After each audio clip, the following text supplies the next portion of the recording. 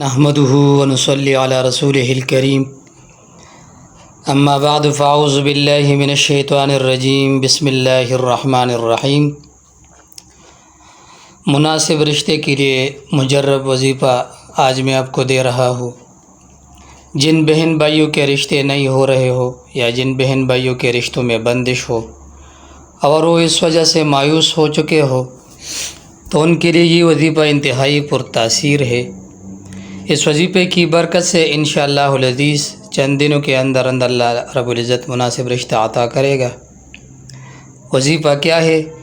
نماز عشاء کے بعد 1111 مرتبہ یا لطیف یا ودود پڑھا کرے۔ اول و آخر میں 3 مرتبہ درود پاک پڑھے اور درمیان میں یہ وظیفہ 1111 مرتبہ پڑھے یا لطیف یا ودود۔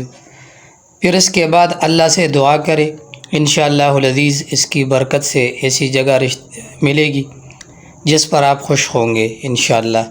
مزید ویڈیوز کے لیے میرے چینل کو ضرور سبسکرائب کریں۔